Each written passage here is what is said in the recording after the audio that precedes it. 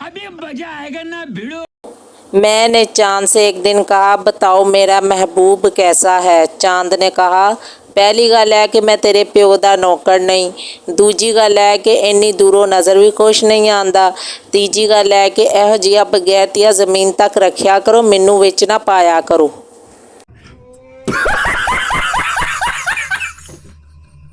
शेख मरते वक़्त, मेरी बीवी कहाँ है? बीवी, मैं यहाँ हूँ। शेख, मेरे बेटे बेटियाँ कहाँ हैं? औलाद, जी पापा यहीं हैं हम भी।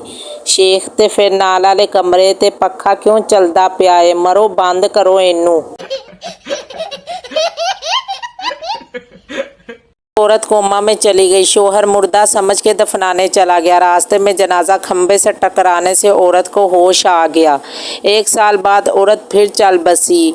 सब कलमा पढ़ते हुए जा रहे थे। शोहर की ज़बान पर एक ही बात थी, खंबा बचा के, खंबा बचा के।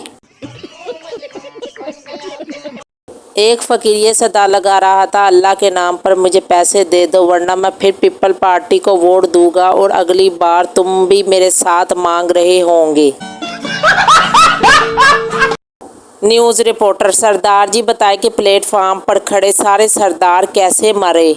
सरदार जी, एक ऐलान हुआ था कि ट्रेन प्लेटफार्म पर आ रही है, तो सब ने जान बचाने के लिए पटरी पर छलांग लगा दी।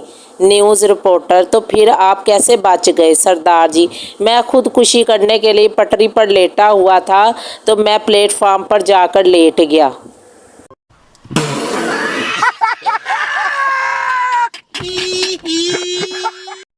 एक आदमी जब अपने ससुराल से अपनी बीवी लेकर चलने लगा तो इसकी सास ने अपने दामाद को 100 रुपये दिए, लेकिन घर पहुंचते ही इसने अपनी बीवी से कहा, तेरी माँ ने मेरी बेइज्जती की है। मैं 150 के केले लेकर गया था और इसने मुझे 100 रुपये पकड़ा दिया।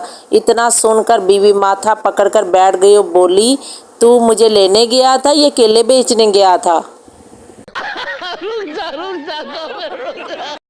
बीवी ने बड़े नाज से शोहर से कहा, काश आप एक मोबाइल से भेजे हुए एक खूबसूरत मैसेज होते और मैं आपको सेव करती और जब चाहती पढ़ती।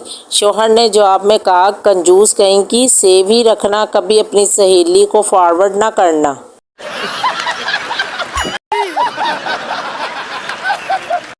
मेमन ने बीवी को एसएमएस किया, मैं आधा घंटा देर से आऊँगा, अगर ज़्यादा देर हो गई तो यही एसएमएस दोबारा पढ़ लेना।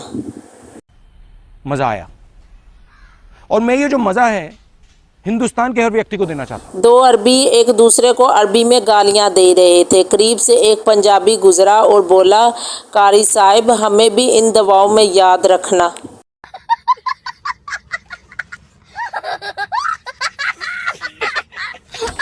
उर्दू का जनाजा। उस्ताद, अगर और मगर को एक जुमले में इस्तेमाल करो। पेंडू, अगर मैं चला गया तो मेरे मगर ना आना।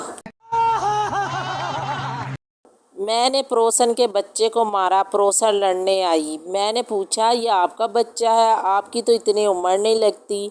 बस लड़ाई वहीं ख़त्म। समझ रहे हो? समझ रहे हो आप? समझ रहे हो? महल्ले की खूबसूरत तरीन लड़की जब हमारी गली से गुजरी तो इम्प्रेस करने के लिए हमने इसके कदमों की हाँक चूम ली और वो पागल मेरे घर आकर मेरी माँ से बोली, तुहाडा मुंडा मिट्टी खांदा जी। पप्पू जब भी कपड़े धोता और बहुत ज़ोर से बारिश शुरू हो जाती। एक दिन मौसम साफ देखकर पप्पू ने कपड़े धोने का सोचा और दुकान से सर्फ खरीदने चला गया। जैसे ही पप्पू दुकान में दाखिल हुआ तो बहुत ज़ोर से बादल गरजा। पप्पू ने बादल की तरफ देखकर कहा, किधर? मैं तो निम्को लैन आया वां। एक बूढ़ी औरत तरबूज काट रही थी। अचानक इसकी आंखों में आंसू आ गए। इसकी बहू पास बैठी थी। इसने पूछा, ये प्यास तो नहीं है, फिर आंसू क्यों? बूढ़ी औरत ने जवाब दिया, मैं जब भी बड़े तरबूज पर हाथ फेरती हूँ हाजी साहब की टुंड याद आ जाती है।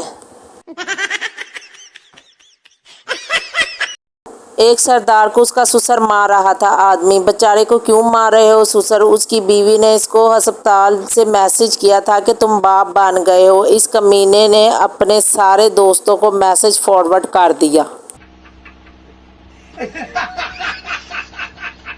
दो सीटों वाला हेलीकॉप्टर कब्रिस्तान में गिरकर तबाह हो गया। गवर्नमेंट ने एक सरदार ऑफिसर को तहकीक के लिए भेजा। सरदार ने 2 घंटे बाद इतला दी 931 लाशें मिल गई है, मजीद खुदाई जारी है।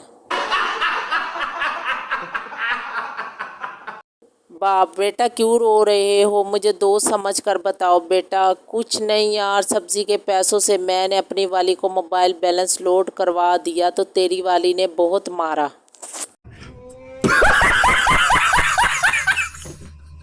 नर्स, आदमी से आपका और आपकी बीवी का खून एक जैसा ही है। आदमी, होगा ज़रूर होगा, 7 साल से मेरा ही खून पी रही है।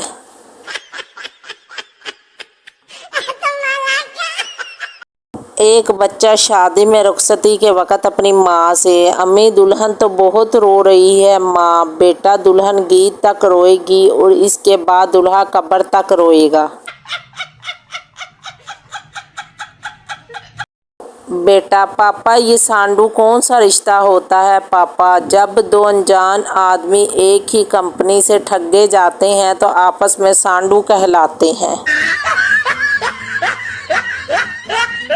एक तो लाइक और शेयर ठोक दीजिए, महाकाल का दबा के लाइक और शेयर ठोक दीजिए, 5000 लौटे दिख जाना चाहिए।